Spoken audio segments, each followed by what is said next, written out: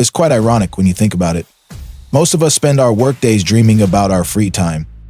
Yet when evening finally arrives, and this might resonate with you, we waste it. We end up scrolling mindlessly, watching random videos, or just sitting there, too tired to do anything meaningful. Listen, I understand completely. I used to be exactly like that. Actually, every evening was just a blur of exhaustion and missed opportunities. Since something transformed how I spend my after-work hours, before you think, oh great, another set of impossible habits, pause for a moment. What you're about to learn isn't another collection of rigid rules or unrealistic routines. These are proven strategies that I've seen work time and time again. Strategies that work with your natural energy, not against it. They're simple changes. And I mean genuinely simple. That transform your evenings from recovery time into growth time. In the next few minutes, seriously, consider taking notes. We'll explore 8 powerful systems that work together to help you reclaim your evenings. We'll cover everything from energy management, which is not what you might expect, to digital wellness. From psychological techniques to practical habits. Basically, everything you need to turn your evenings into the best part of your day. And I mean that, chapter 1. Routine structure, the way you spend your evenings actually shapes your entire life. But most people get it wrong. They obsess over time management when what they really need is energy management. Consider that your evening isn't just numbers on a clock. It's about your energy levels, your mental state, and your ability to actually enjoy life after work. That's what we need to work on together. Let's start with something I consistently practice, the shutdown ritual. It's beautifully simple. When you finish work, stand up, take 3 deep breaths, and physically close your laptop. This isn't just a cute habit. It's a psychological trigger that signals your brain, work mode on. Most people stumble here. Instead, implement the 90-minute evening block system. Your brain naturally works in 90-minute focus cycles. So don't treat your evening as one huge block of free time. It's overwhelming. Let's break your evening into what I call power blocks. Block recovery, your decompression time. No planning, no decisions, just pure recharge. Grat's account is saying, learn something, move your body, work on a hobby, energy begins climbing. She known. Now your energy's balanced to perfect for time with family or friends. Here's something unexpected that changed everything for me. Reverse scheduling. Most people plan from morning to evening, but your evening affects your morning more than your morning affects your evening. So start with your bedtime and build your evening backwards. Every time you switch activities, take just 2 minutes to reset your space. Clear your desk, adjust the light, and change clothes if you need to. They seem small, but they create massive change. Chapter 2, digital wellness. Let's talk about something that affects all of us, our screens. A well-designed evening requires digital boundaries. Think about this.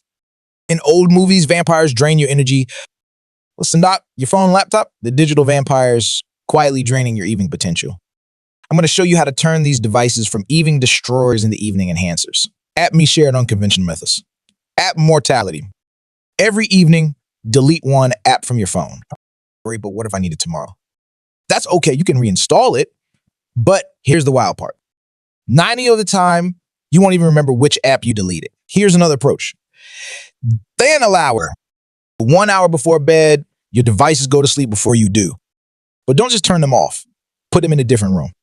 Suddenly, your bedroom becomes a sanctuary, not a satellite office. To be clear, digital minimalism isn't about pretending it's 1985.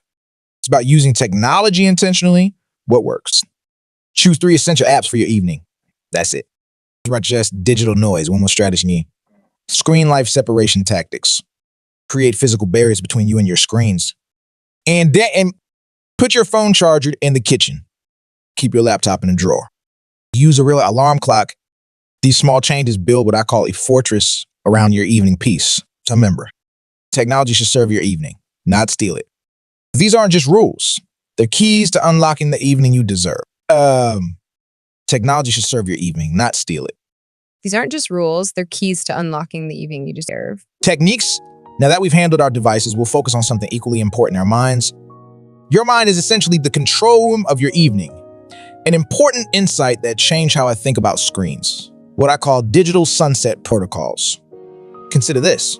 Your brain doesn't distinguish between digital light and sunlight. When you're staring at those screens until midnight, Your brain thinks it's high noon. But the key isn't just when you look at screens. It's how you transition away from them. Transform my evenings, creating what I call your evening sanctuary. And no, this isn't just about throwing some comfortable pillows around. It's about building a space that tells your brain, this is where transformation happens. Dim light, soft textures, calm colors. Your environment speaks directly to your subconscious, almost like a whisper. Future sting techniques. Future self journaling. Every evening, write a letter to your morning self. But here's the key. Don't write what you should do. Write how you want to feel. Your brain is great at reverse engineering the path to those feelings. Consider what I call the evening energy debt mindset. Most people see their evening as borrowed time from tomorrow. Stop thinking this way. Your evening isn't a debt, it's an investment. Each restful moment builds tomorrow's energy reserves. This approach is powerful, called the decision elimination strategy. By evening, your decision-making muscles are literally exhausted. What works best? Eliminate decisions. Lay out tomorrow's clothes. Pre-plan your meals. Set up your morning space. Your future self will thank you. The way we manage our thoughts naturally guides us in understanding our emotions. Your emotions aren't something to manage. They're signals waiting to be understood. And in your evenings, they become powerful tools for transformation. First up, something unexpected, micro meditation moments. Forget everything you know about sitting for an hour in lotus position. We're thinking smaller, much smaller. When you pour your evening tea, feel the warmth of the cup. When you sit on the couch, notice 3 points where your body touches the surface. These tiny awareness moments work like a reset button for your mind. One practice transformed my evenings, creating an evening awareness protocol. Most of us rush through our evenings on autopilot, but I discovered your evening has a pulse. Try this. Every hour, take 10 seconds to name your current emotion. Just name it, don't change it. Naming emotions reduces their power by 40%. Present moment anchoring. Pick 3 everyday evening activities: brushing your teeth, washing dishes, changing clothes. These become mindfulness anchors. You're not just doing chores. You're practicing presence. Practice emotional energy tracking. Your emotions aren't random. They follow patterns. Keep a simple scale from 1 to 10. Track it 3 times each evening.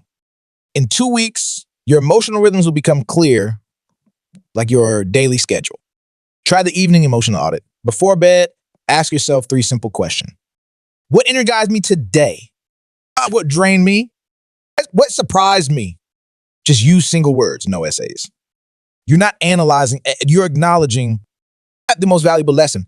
Emotions aren't obstacles. It's just their messages. And when you start listening with curiosity, they become your most reliable guides to a fulfilled. Beyond all this inner work we've been talking about, there's another crucial piece of the frameworks, our social connections. We talk about physical energy, man, but your social energy matters just as much. Mastering this aspect leads to evenings that fill you up instead of draining you. Think of it this well.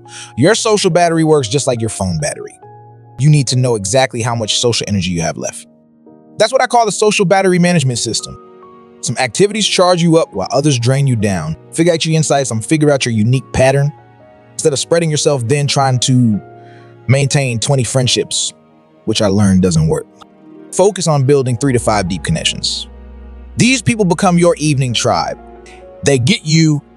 They know that sometimes you need connection and sometimes you need space. It's a rarely discussed but crucial topic. Energy vampires.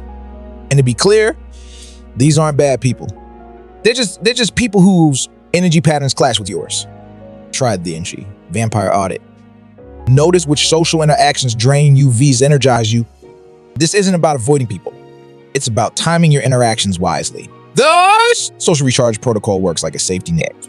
For every hour of social interaction, plan 15 minutes of quiet time. It's like cooling down after exercise.